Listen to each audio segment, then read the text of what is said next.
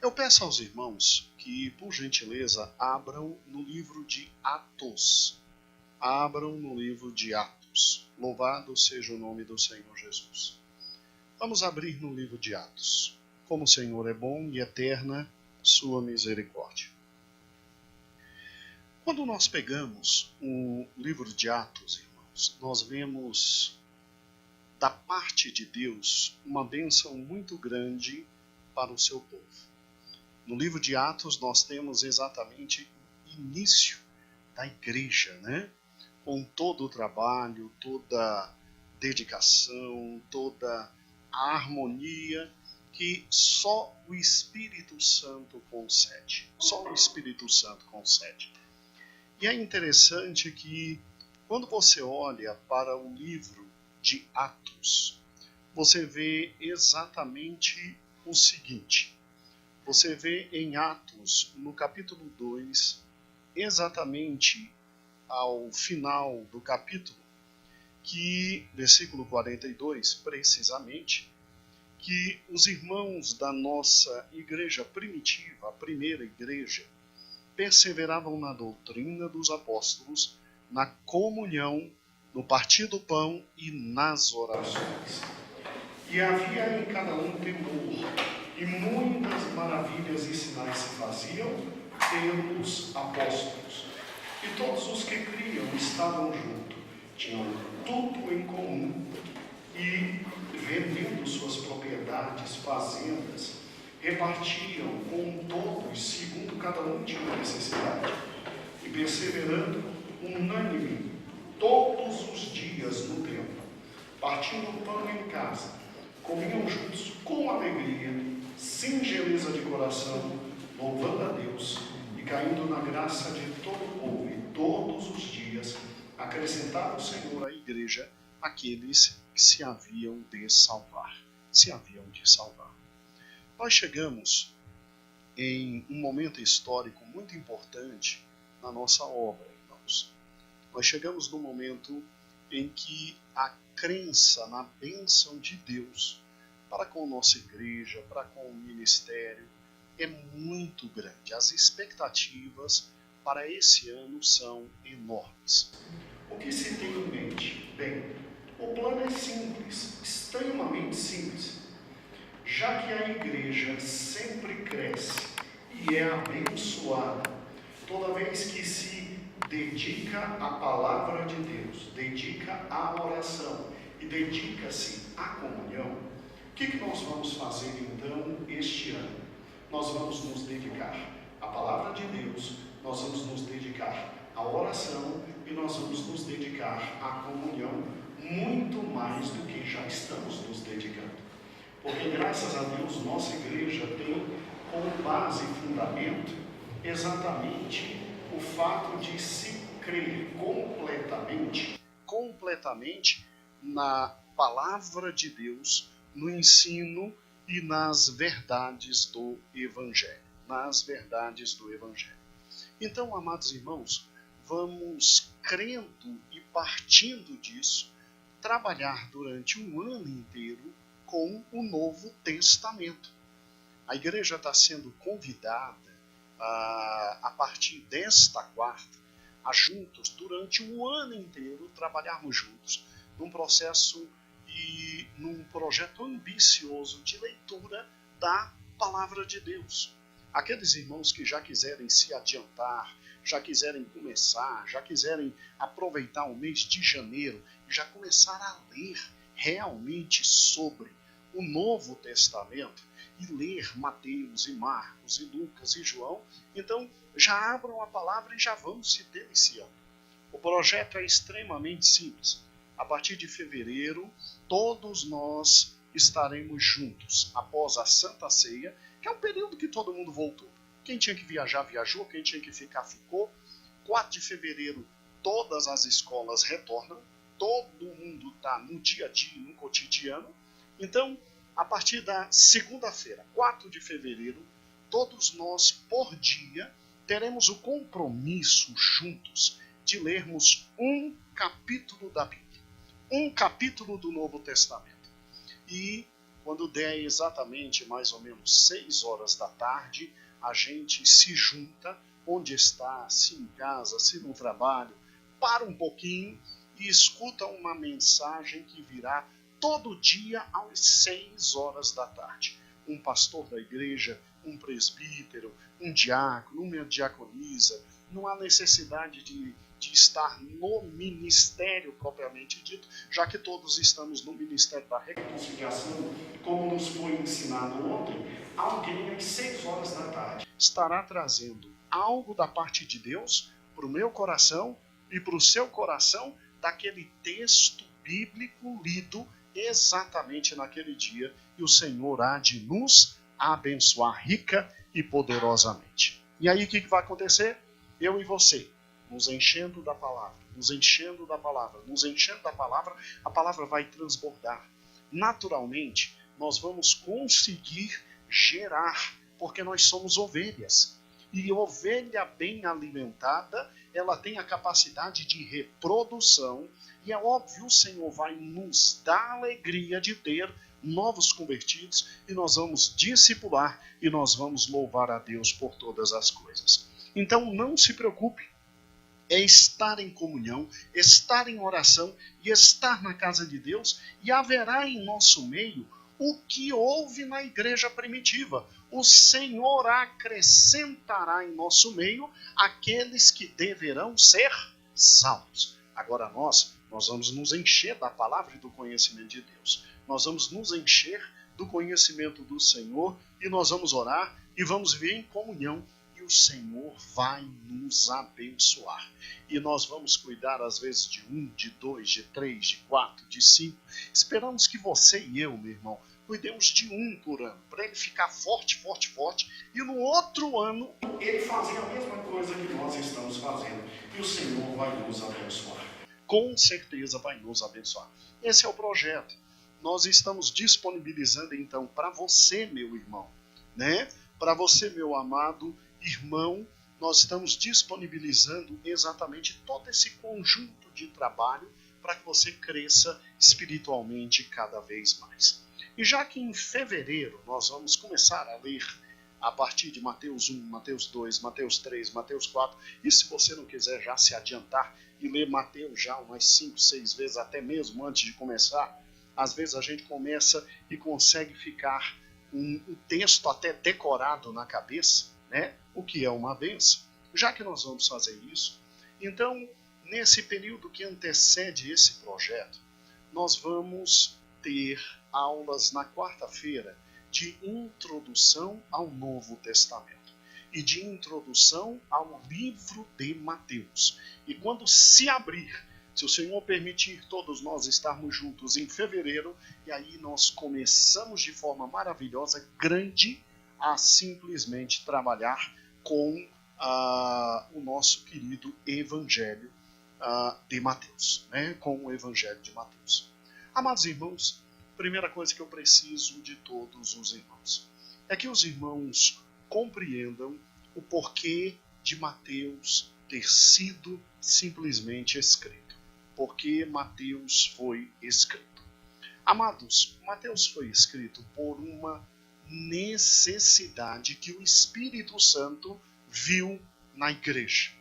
Então o Espírito Santo viu uma necessidade grande, necessidade forte, imensa, e o Espírito Santo, vendo a necessidade que havia na igreja, o Espírito Santo direcionou um dos discípulos de Cristo, Mateus, para escrever este lindo e maravilhoso evangelho. Esse lindo e maravilhoso evangelho. E eu preciso que os irmãos, agora, por gentileza, à guisa de recordação, abram por gentileza em Lucas capítulo 5. Muito bem. Lucas capítulo 5. No versículo 27 diz exatamente assim, meu amado irmão. Diz exatamente assim. Lucas, ele é preciso historicamente, né? Ele é determinado pelos fatos históricos. Tanto é que, desde o início de Lucas, Lucas quer contar de forma correta, progressiva e histórica tudo sobre Jesus Cristo e os acontecimentos a um irmão que se converteu chamado Teófilo. E, obviamente, queria conhecer todos os fatos da palavra de Deus, né? Então, Lucas capítulo 5, no seu versículo 27, diz assim: E depois disso, saiu e viu um publicano chamado Levi, assentado na recebedoria, e disse-lhe: segue. E ele, deixando tudo, levantou-se e o seguiu. E fez-lhe Levi um grande banquete em sua casa. E havia ali uma multidão de publicanos e outros que estavam com ele à mesa. E os escribas deles, os fariseus, murmuravam contra os discípulos, dizendo: por que comeis e bebeis com publicanos e pecadores? E Jesus respondeu, dizendo: não necessitam de médico os que estão sãos, mas sim os que estão enfermos. Eu não vim chamar os justos, mas sim os pecadores ao arrependimento. Então veja que Levi, o nome de Mateus, inclusive alguns comentaristas, como este aqui que eu recomendo aos irmãos, tá? É um comentário muito bom, expositivo. Expositivo é versículo por versículo, capítulo por capítulo. Nosso irmão Warren Wiersbe, né? Ele é um grande teólogo. Ele, inclusive, nos seus comentários, ele diz que talvez o nome Mateus tenha sido dado a ele pelo próprio Senhor Jesus. Interessante isso, né? Talvez o nome Mateus tenha sido dado pelo próprio Senhor Jesus, porque o nome dele era Levi. Era Levi. E o nome Mateus é um nome muito lindo. Ele se relaciona a simplesmente algo maravilhoso da parte de Deus na vida deste homem, na vida deste homem. O nome Mateus significa o dom de Deus. Mateus significa o dom de Deus. E o pastor Warren, ele diz assim: a própria experiência de Mateus com o Senhor, relatada em Mateus 9, 9 e 17, é um belo exemplo da graça de Deus. Seu nome era Levi, filho de Alfeu. Mateus significa o dom de Deus. Ao que parece, esse nome lhe foi dado para comemorar sua conversão e seu chamado ao discipulado. Interessante. Nós não sabemos se é verdade o que o pastor Wiersbe fala, mas como é um dos maiores teólogos que temos na atualidade na Igreja do Senhor, então com certeza a respeitabilidade, né, é muito interessante e fica à guisa de exemplos. Então, você tem nosso irmão Levi, né, que depois de ser chamado por Cristo, depois de simplesmente andar com o Senhor e se converter, foi pelo Senhor Jesus chamado de Mateus, né? Alguns outros escritores dizem que Levi é no hebraico, Mateus é no grego, e que seriam o mesmo designativo de pessoas. Eu acredito que nosso irmão aqui esteja um pouquinho mais certo, mas sem nenhum problema. Mateus, o dom de Deus, foi um homem importantíssimo para as Escrituras. Aqui em Lucas capítulo 6, nos dá o relato de que Mateus era um publicano, não é? Mateus era um publicano. Os irmãos sabem perfeitamente que os publicanos eram um conjunto de servidores públicos na época de Jesus, que equivale a hoje os que cuidam da receita pública cobrando tributos. Os que cuidam da receita pública cobrando tributos. Então você tem o Estado dizendo que ele pode tirar do teu bolso determinada quantia de dinheiro em razão de algo que eles chamam fato gerador. Ocorrido tal do fato gerador, gera imediatamente o direito do Estado cobrar de você o tributo. Então, olha como funciona a vida. Se você vai e trabalha e você ganha licitamente seu dinheiro, você acabou de cometer um fato gerador que vai fazer com que você pague um tal de imposto de renda. É uma alegria, não é uma alegria? Né? Aí você economiza um pouquinho, compra um carrinho. A partir do momento que você tem um carro, você passa a ter um novo fato gerador e além do imposto de renda, você vai pagar todo ano IPVA, tá bom? Que é o Imposto sobre Veículos Automotores. E assim vai, assim vai. Se você quer um produto dos Estados Unidos que acha muito bom, não tem problema. Pode trazer. Você só vai pagar o imposto de importação. E aí vai em diante. E creia, meu amado irmão, minha amada irmã, creia em algo extremamente simples. O Estado está amparado pela lei e o Estado está equipado por um conjunto de servidores públicos que, se eu e você esquecermos de pagar, não se preocupe, eles virão e cobrarão. Tá certo? Eles vêm e cobram. Isso existe desde a época de Cristo. E desde a época de Cristo, muitos judeus foram horrivelmente desprezados em razão desse cargo que tinham. Em razão desse cargo. Ou seja, você é judeu. Você simplesmente está do lado de quem o está escravizando. E simplesmente é usado por este para tomar dinheiro meu e dar a quem me escraviza.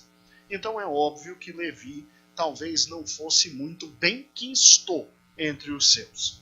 Tanto é que depois que segue a Cristo, larga tudo e vai atrás de nosso Senhor e Salvador Jesus Cristo, na primeira festa que ele dá, e de forma estratégica ele faz isso, ele faz para chamar os amigos, para dizer que está dando tchau, para dizer que está seguindo a Cristo, e para ao mesmo tempo apresentar Cristo a seus amigos. Jesus é chamado pelos fariseus. E Jesus é indagado, vem cá, quer dizer que você come com publicanos e pecadores? Normalmente, publicanos e pecadores eram assemelhados. Normalmente era uma classe tão detestada que estava no mesmo patamar de prostitutas, de ébrios, de gente que vivia do furto, do roubo, do estupro, do estelionato. Então, a expressão pecadores está em todo esse sentido. E olha que interessante como Jesus respondeu. Jesus simplesmente disse, olha, eu vim para quem está doente. Eu não vim para quem é são. Eu vim para quem está doente. Então, por incrível que pareça, aqui Jesus não repreendeu tanto os fariseus, né? Jesus até concordou rapidamente com o fato. Sim, talvez os publicanos estejam no mesmo pé dos pecadores. Agora, eu vim foi para as ovelhas perdidas e simplesmente, como médico da alma, eu vim para os que estão enfermos e não para os que não precisam de médico. Ou seja, o último versículo diz, eu vim chamar, não justos, mas sim pecadores ao arrependimento. Né? Tadinho dos fariseus, só não conseguiam entender que estavam também na classe dos pecadores. Então Mateus é esse ser do qual se diz somente isso e nada mais. Sobre Mateus, a Bíblia relata este fato, diz sobre ele, diz sobre sua paternidade e nada mais fala. Né? Sobre Mateus, é isso que nós temos. A tradição da igreja conta histórias sobre ele após a morte de Cristo, ressurreição, dizendo que ele foi para muitas regiões pregar o evangelho. Inclusive já fizemos um estudo aqui sobre isso. Agora eu lhe chamo a atenção que o Senhor Jesus sabia escolher de forma maravilhosa quem usaria para escrever o seu evangelho. E é muito interessante que Mateus foi chamado, porque Mateus tinha uma capacidade muito grande de registrar os fatos. Registrar os fatos.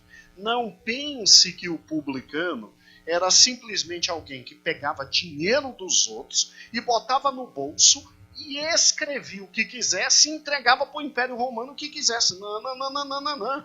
Roma não queria perder dinheiro. As leis eram rígidas, irmãos. As leis eram extremas e absolutamente rígidas nessa época. Então Mateus tinha uma capacidade, em primeiro lugar, muito grande de registrar os fatos. Mateus tinha uma capacidade enorme de escrever.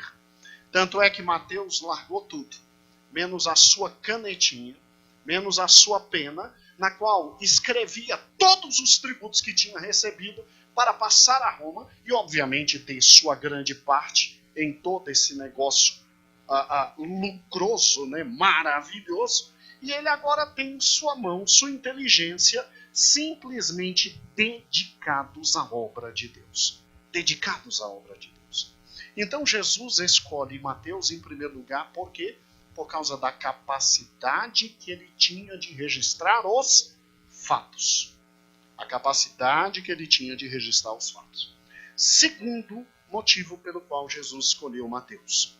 Jesus escolhe Mateus porque sabia que após a sua ressurreição e a sua morte, o Espírito Santo viria, tomaria a vida de Mateus e simplesmente o levaria a escrever um dos livros mais importantes da palavra de Deus.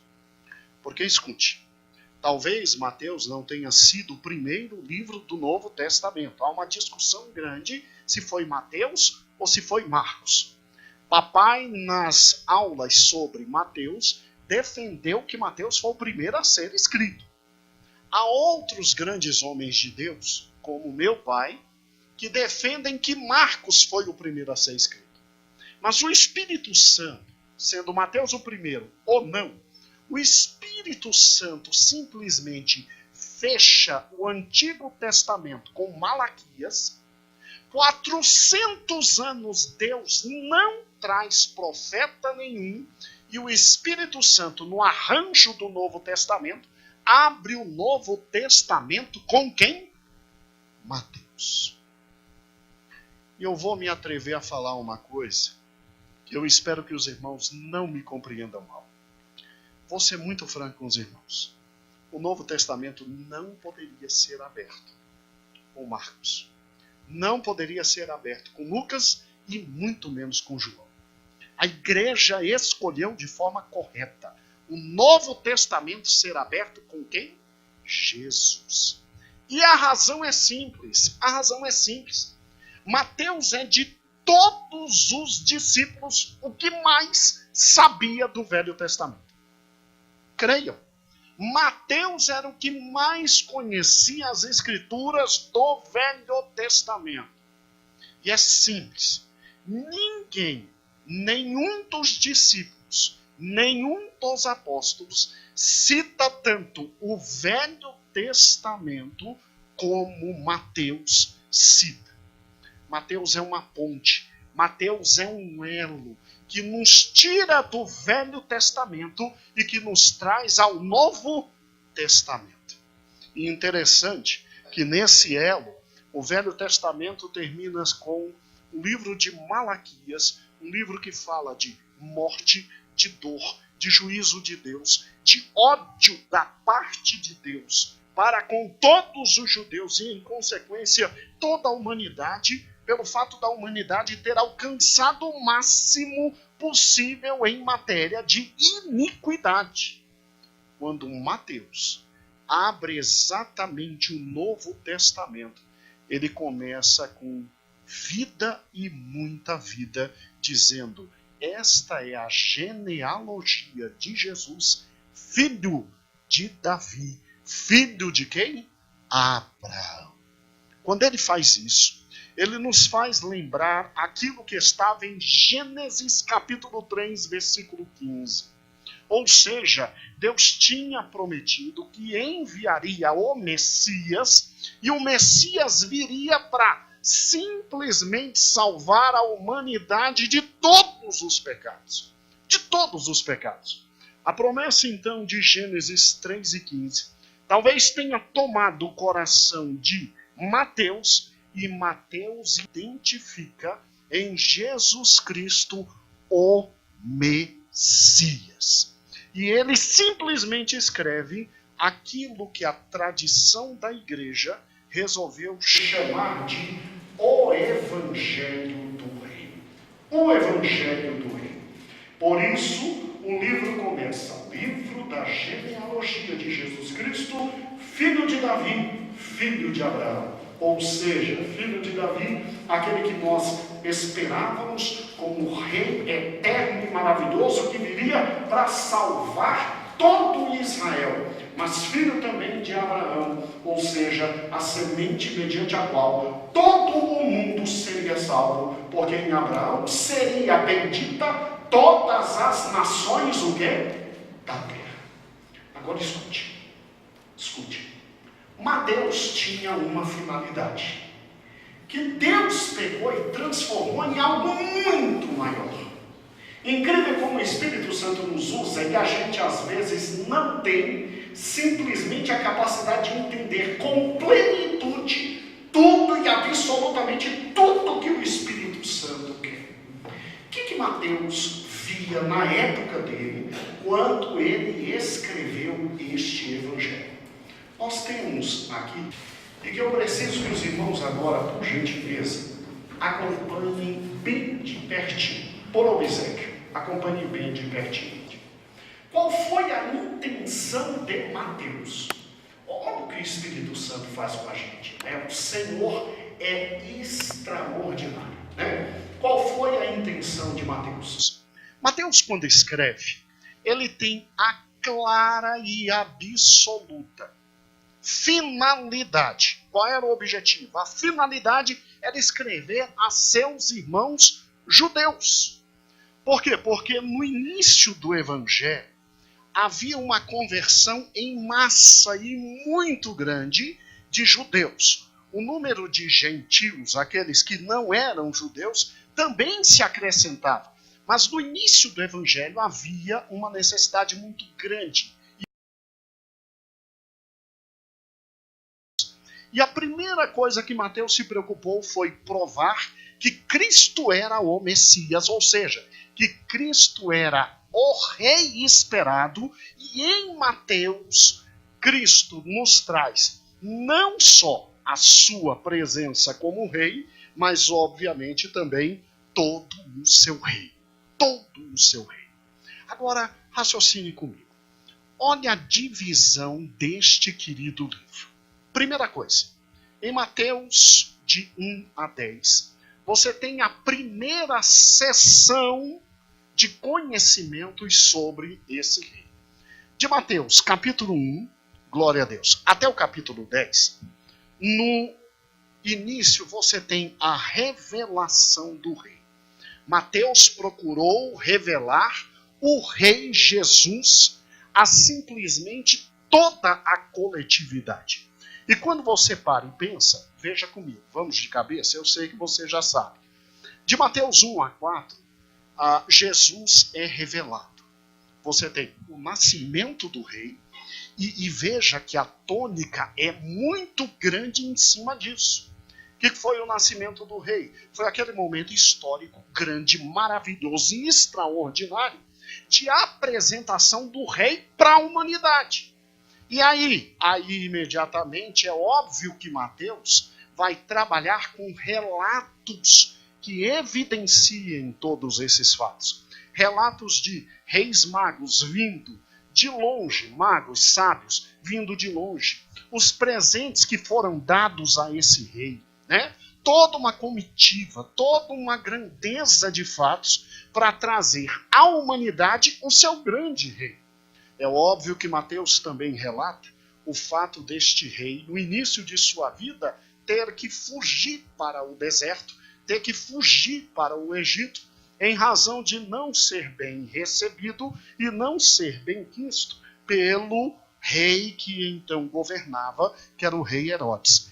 E aí, óbvio, você tem, terminando essa parte, a grande apresentação do rei no seu batismo, quando os céus se abrem e Deus deixa de forma bem clara, este aí é meu filho. Ou seja, o Messias, desde o Gênesis esperado, está entre vocês. Este é meu filho em quem me comprazo. E aí imediatamente Jesus é levado ao deserto, e ali no deserto, obviamente, Jesus passa por toda a tentação. Agora, o rei se revela e é apresentada a figura e a pessoa do rei.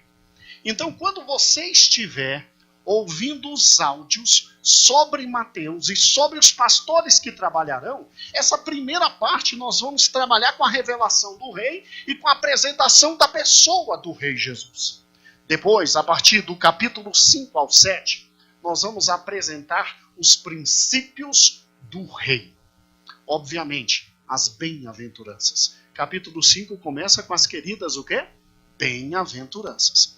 E quando você para e pensa nesse ponto, você vê que ali estão todos os princípios do reino de Cristo, todas as bases, todos os pilares. Quando você vai para o capítulo 6, que Jesus diz, não julgueis, para não sejais julgados. E aí ele vem com determinações no tocante a amor, caridade, fraternidade, vida dentro da sua igreja, vida em comunhão. Você vê perfeitamente o que o rei quer e quais são suas ordenanças. E o que é interessante é que quando o rei diz, eu porém vos digo, a lei dizia, eu porém vos digo, a lei dizia, eu porém vos digo, o rei de forma muito clara quer dizer que com ele termina a antiga aliança e com ele começa a nova, o quê?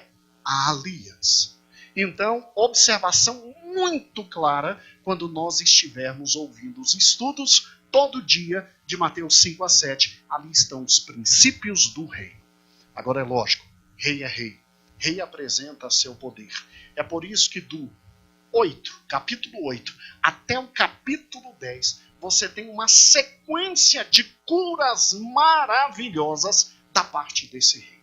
Várias pessoas sendo curadas. Algumas até inclusive parentes dos seus discípulos. Outras pessoas de longe, mas você vê o rei se apresentando com toda a evidência para que ninguém tivesse dúvida de que o rei estava entre eles. O rei se apresentou e óbvio que se esperava de todos eles, se aguardava de todos eles, de forma simples, direta e objetiva, obediência ao grande rei. Obediência ao grande rei. Então escute, olhe para cá, meu irmão. Gravou isso aqui? Gravou? Ótimo. Vamos juntos rapidinho, bem rápido, pegar a Bíblia. Então olhe por gentileza. É aula pura.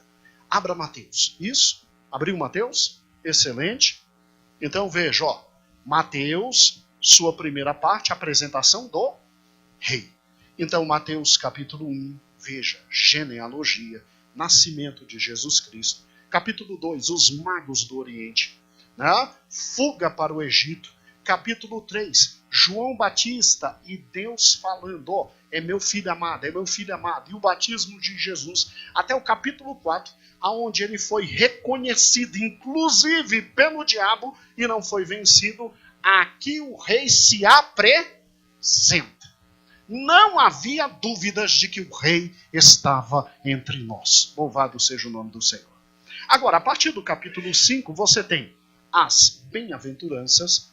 Lá no versículo 13 em diante, vem Jesus tratando do sal da terra e da luz do mundo. Jesus dizendo sobre as novas ordenanças.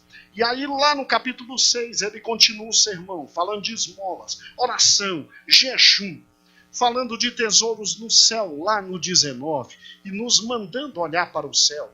E no capítulo 7 continua ainda trazendo instruções do reino, e é interessante como o capítulo 7 termina. Versículo 28, e aconteceu que, concluindo Jesus esse discurso, a multidão se admirou da sua doutrina, porquanto ensinava com autoridade e não como os escribas. Apresentação do rei. Depois da apresentação do rei vem o quê? Os princípios do reino, as leis do reino, e agora vem o rei mostrando o seu poder. Porque não é qualquer um que está entre nós. Olha o tanto de curas a partir do capítulo 8. O leproso. Depois vem o quê? Centurião de Cafarnaum. Depois a sogra de quem? De Pedro. E aí, imediatamente, fatos extraordinários, como apaziguamento da tempestade, os endemoniados são simplesmente curados, e vamos com uma série de grandes feitos do Senhor até o capítulo 10, onde ele simplesmente chama os seus discípulos. Irmãos, será que Israel tinha o direito de ter dúvidas de que o rei estava presente? É lógico que Israel não tinha o direito de ter dúvidas. Não havia dúvidas, o rei se revelou, e o rei se revela do capítulo 1 ao capítulo 10. Agora olhe que interessante. Muito bem, rei apresentado, se esperava de Israel o quê? Se esperava de Israel que todos abraçassem e se rendessem ao rei. E todos se ajoelhassem diante dele. E simplesmente de Israel viria a salvação para o mundo inteiro. Solene, não foi isso que aconteceu. O rei, infelizmente, foi rejeitado. Rebelião contra o rei é que está dos 11 ao 13. Do capítulo 11 até o capítulo 13, você tem rebelião contra o rei. Todas as provas apresentadas e simplesmente desprezado. Primeiro, o rei avisou: não desprezaram só a mim, não. Desprezaram também meu mensageiro. E aquela célebre passagem está aí na sua Bíblia, falando de João Batista. Falando de João Batista. E Jesus dizendo: calma, não estão desprezando só a mim, não. Vocês estão desprezando também quem? João Batista. Né? Segundo lugar, desprezaram suas obras. Chegaram ao ponto de dizer que o que Jesus fazia era direcionado por demônios. Tomado por demônios. Depois de desprezarem suas obras, seus princípios são absolutamente recusados. Os grandes de Israel disseram: nós não vamos nos dobrar diante de você. Sua pessoa é atacada no âmbito moral, no âmbito pessoal, e simplesmente a resposta de Jesus foi: olha, a partir de agora eu falo com vocês através dos mistérios do reino. Ou seja, Jesus estava dizendo: olha, é por isso que eu, a partir de agora, retiro de vocês tudo que Deus queria dar, e simplesmente um novo povo vai se levantar, que vai ser meu povo. É interessante. Pegue a palavra de Deus que está em suas mãos, se você consegue ver, Tati. Vamos juntos? Olha que interessante. O rei se apresenta e agora o rei é rejeitado. O rei é simplesmente rejeitado. Veja aí comigo Mateus capítulo 11. Mateus capítulo 11. Quando você pega Mateus capítulo 11 e você vai simplesmente... você vai simplesmente do capítulo 1, Mateus capítulo 11, isso. E você vai do versículo 1 ao versículo 19. Você vê simplesmente a rejeição por parte de todos aqueles que deveriam estar aos pés do Senhor. Quando Jesus diz assim, olha que interessante, versículo 18, portanto veio João, não comendo, nem bebendo, e dizem, tem demônio. Veio o Filho do Homem comendo e bebendo e diz, eis aí um comilão e beberrão, amigo dos publicanos e pecadores. Mas a sabedoria é justificada por seus filhos. Ou seja, Jesus disse, olha, não me espante em nada, Israel, depois de eu ter me apresentado, simplesmente me rejeitar. Rejeitaram o meu enviado. Como é que não vão me rejeitar? Pega o capítulo 11, a partir do versículo 20 ao 30. 20 ao 30. Irmãos, simplesmente as obras de Cristo são rejeitadas. O versículo 20 em diante, ele é assim, de uma clareza. Jesus chega e diz, ai de ti Corazim, versículo 21, ai de ti Betsaida, porque se em Tiro e Sidom se fizesse o que foi feito no meio de vós, eles não teriam se acabado. Ou seja, além do mensageiro do rei ser desprezado, o rei é desprezado, as suas obras são simplesmente recusadas, e o pior, no capítulo 12. No capítulo 12, versículo 1 a 21, os seus princípios são recusados. Os seus princípios são recusados. Tá? Quando Jesus vem e se diz Senhor do sábado, quando Jesus vem e se diz Senhor de todas as coisas, Deus sobre todas as coisas, que ele chega ao ponto de dizer, vem cá, quem de vocês tendo uma ovelha, ela caiu no buraco sábado, não vai e pega. Aí porque esse homem está doente eu não posso curar porque é sábado? Vocês inverteram completamente os princípios do reino. Agora o pior não é isso. Na rejeição do Senhor, a sua pessoa é terrivelmente atacada. De Mateus, capítulo 12, do versículo 22 até o 50, chegaram a dizer simplesmente que ele, Cristo, possuía demônios. Possuía demônios. Ele era simplesmente endemoniado. Daí porque no capítulo 13 ele diz, agora eu não falo mais para vocês. Eu falei claramente com vocês, eu disse para vocês, eu mostrei quem eu era, eu mostrei o meu amor para vocês, eu mostrei a minha misericórdia, agora eu não quero mais papo com vocês não. Agora eu falo por parábolas, agora eu falo sobre o reino de Deus, porque estou falando agora a um outro povo que me receberá. Um outro povo que me receberá. Agora, amados irmãos, olha que interessante. Então Mateus, ele procura, em primeiro lugar, nos mostrar. Fixe isso no coração, para quando você estiver ouvindo todas as mensagens de Mateus, essa divisão vir a você. Fixe no seu coração. Mateus, então, apresenta o rei, para que ninguém tenha dúvida. Mateus fala da rebelião e, obviamente, da mudança do coração do rei, preparando-se para um novo povo.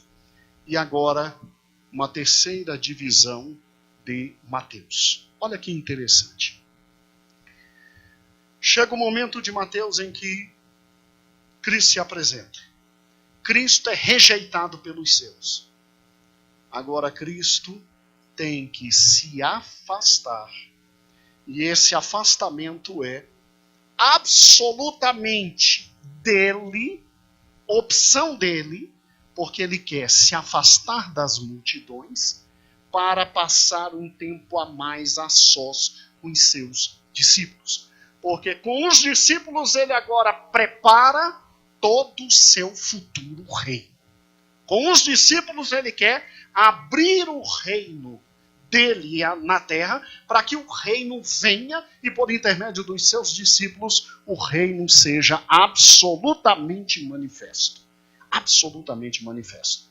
Então, você pode ver no capítulo 14 que há sempre uma tentativa de Cristo se afastar das multidões e ficar um pouco mais com seus discípulos. Se afastar das multidões e ficar um pouco mais dos seus discípulos. No capítulo 15 e 16, ele nos traz as suas duas grandes preocupações. É interessante que o capítulo 15 e que o capítulo 16 fala exatamente isso. A tradição dos anciãos e o fermento dos fariseus.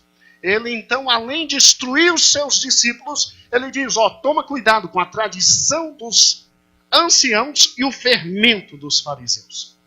Depois vem a surpresa do rei para os seus, quando ele queria ficar sozinho, quando ele diz, eu edificarei a minha o quê?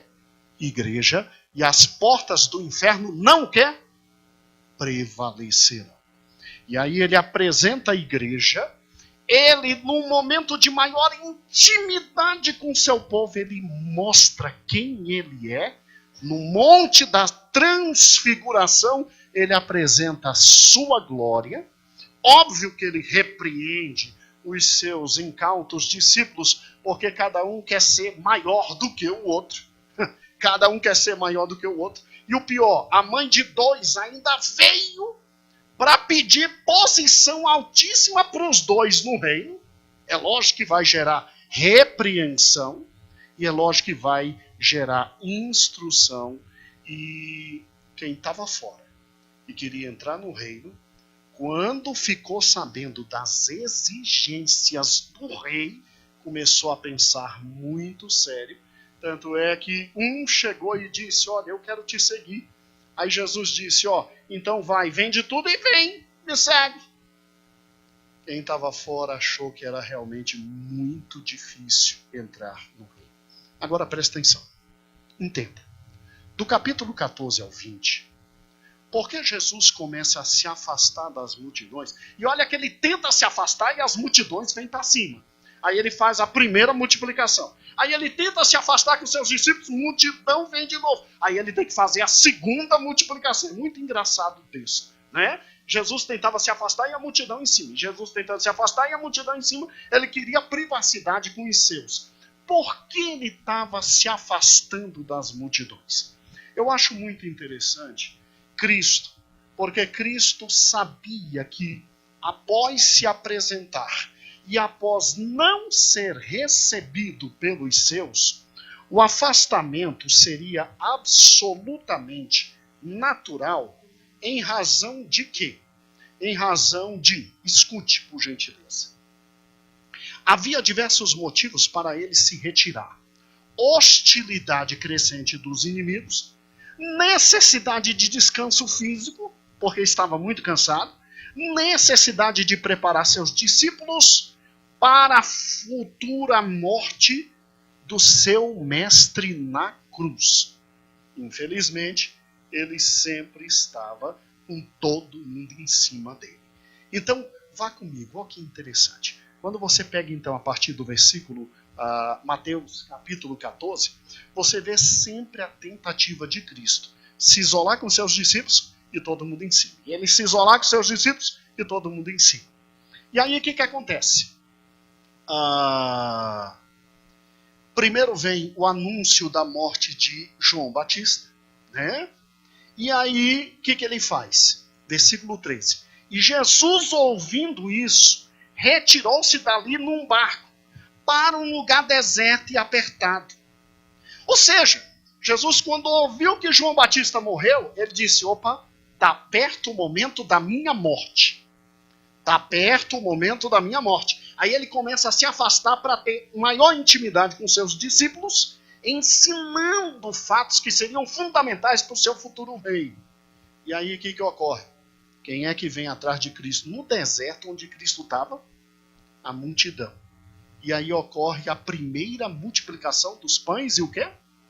E dos peixes. Aí, versículo 22 do capítulo 14. E logo ordenou Jesus que seus discípulos entrassem no barco e fosse adiante para outra parte, enquanto despedia a multidão. E despedida a multidão, subiu para um monte a orar. A orar. Aí foi aquele episódio em que ele anda por cima do mar, Pedro vai atrás, e aí Pedro afunda.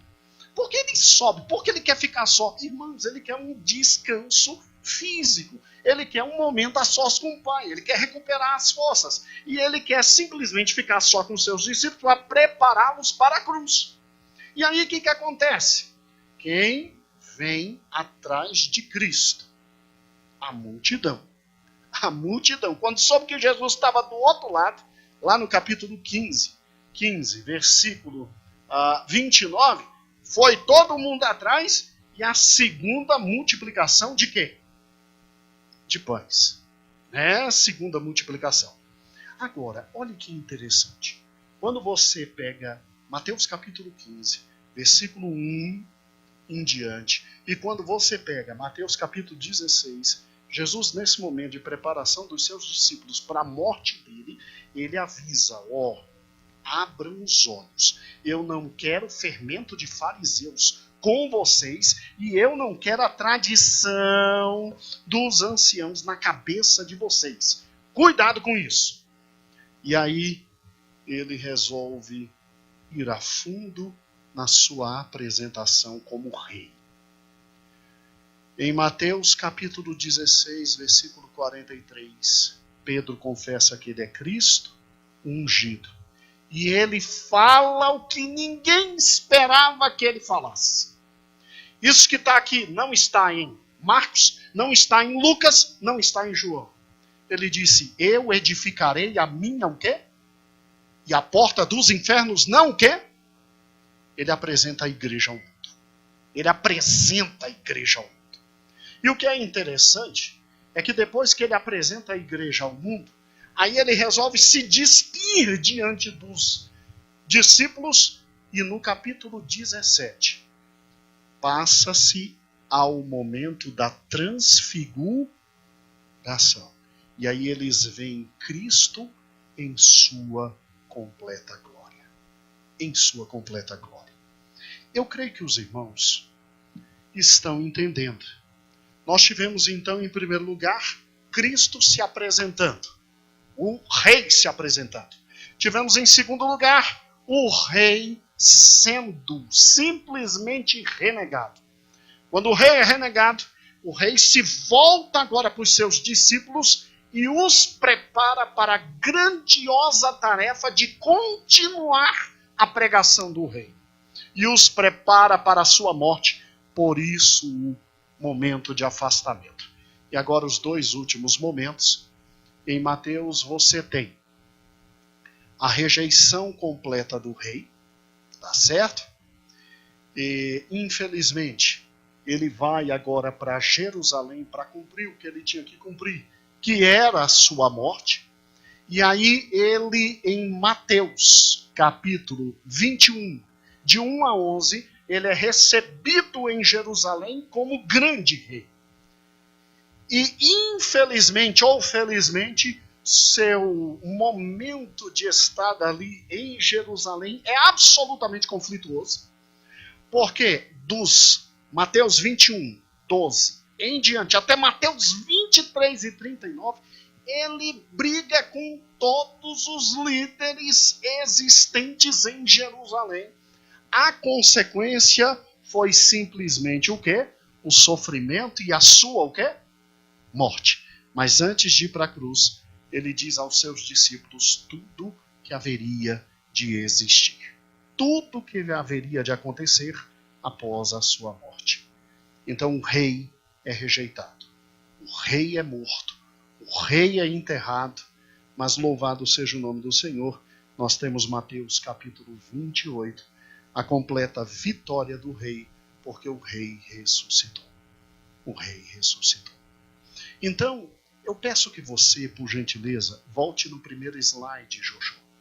Quando estiver ouvindo todos os capítulos de Mateus, eu peço que você guarde. A intenção de Mateus era o quê? Apresentar Cristo como o quê?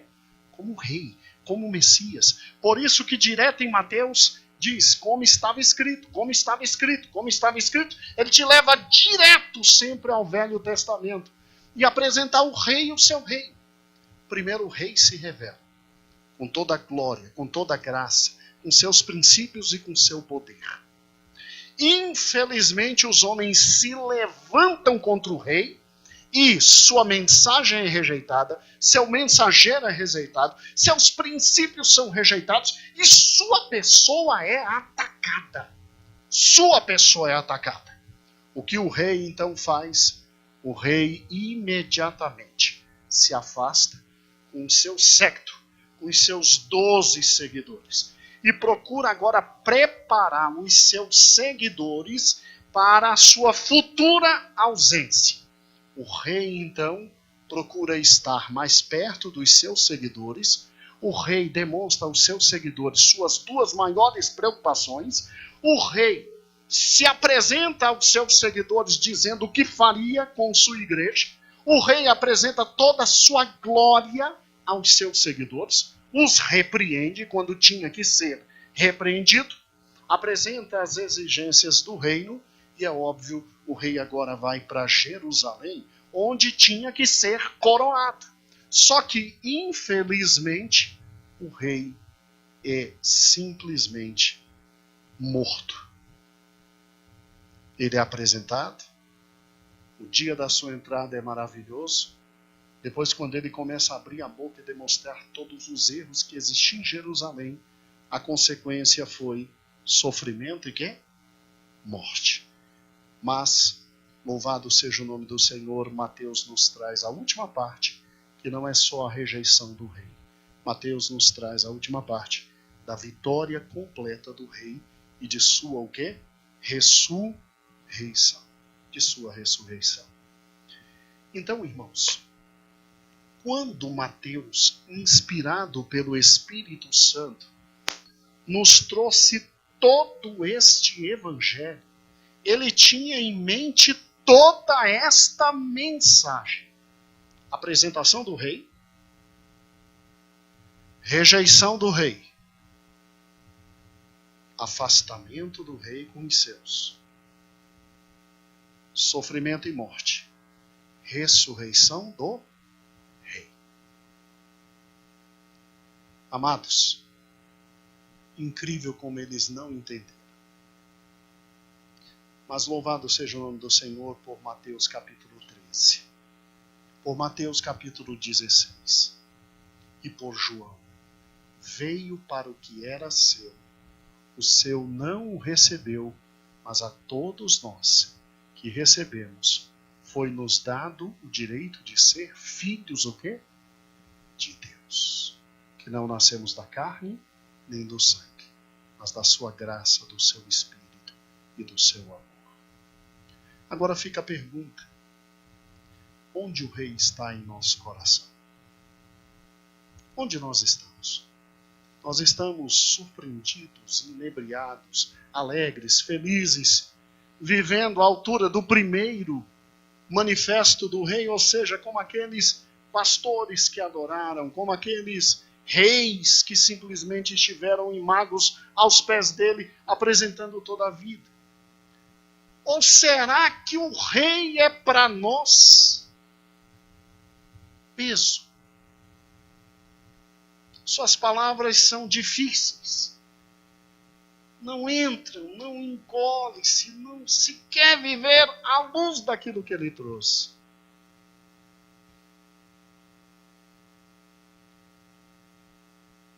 Temos que rei. Portanto, louvado seja o nome dele. Mas cremos que, depois que o rei se apresenta e o rei realiza toda a obra salvífica, louvado seja o nome do Senhor, a presença de Deus se tornou completa entre nós. Mateus é então um livro sagrado que nos mostra que Deus se tornou homem. Deus sofreu conosco.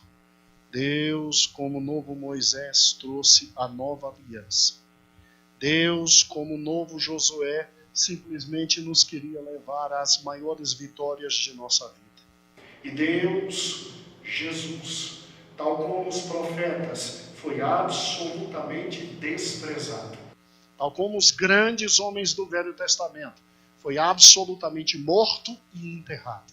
Mas por ser Deus e Senhor sobre todas as coisas, vence a morte, se levanta, provando que é Senhor sobre absolutamente tudo. Então Mateus é um livro de esperança, de alegria, de felicidade, de paz, de gozo. E Mateus queria escrever, sim, em primeiro lugar, aos judeus. Mal sabia que estava trazendo um dos maiores tratados de todos os tempos sobre as bênçãos de Deus.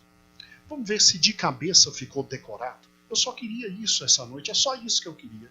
Vamos lá? Pega de novo Mateus, vai. Eu prometo que é a última vez, tá bom? Eu prometo que é a última vez. Vamos juntos? Então, quando nós estivermos estudando juntos, Mateus, desde o capítulo 1, aí passa no capítulo 2, capítulo 3, capítulo 4, capítulo 5, capítulo 6, capítulo 7, você tem aqui a apresentação do rei. O rei se apresenta. Forte, poderoso, glorioso, grandioso, fantástico, cheio de poder e glória. Ele esteve entre nós e nós o vimos como a glória do próprio Pai. A partir do versículo 8, 9, capítulo 8, capítulo 9 e capítulo 10, né? O rei simplesmente apresenta todo o seu poder com obras fantásticas e extraordinárias. Mas a partir do 11, o mundo não o recebeu. O mundo não o quê? O recebeu. O rei foi rejeitado. E aí você tem o capítulo 11, rejeição. Capítulo 12, rejeição. Capítulo 13, rejeição. capítulo 14. A partir do capítulo 14, 15, 16, 17, 18, 19, até o capítulo 20, você vê o rei tentando sair da vida pública para cuidar dos seus o quê? Discípulos. Ele tenta sair da vida pública para cuidar dos seus discípulos e prepará-los para o momento mais difícil que seria a sua morte. Você tem um momento do recolhimento do rei, ou seja, o rei se afasta. Mas é impossível, né? Onde ele chegava tinha que curar, tinha que manifestar, tinha que fazer maravilhas, tinha que ser bondoso. Até quando o rei queria ficar só, uma multidão estava aos seus pés, né? Louvado seja o nome de Jesus. E aí, a partir do capítulo 21, você tem o pior momento da vida do rei. Ele que entra na sua cidade para ser coroado, para simplesmente de sua cidade reger todas as nações. Ele é absolutamente rejeitado. Ele é simplesmente transpassado por ódio, ressentimento, ciúmes, invejas, e ele é simplesmente morto, entregue e sepultado. Mas louvado seja o nome do Senhor Jesus.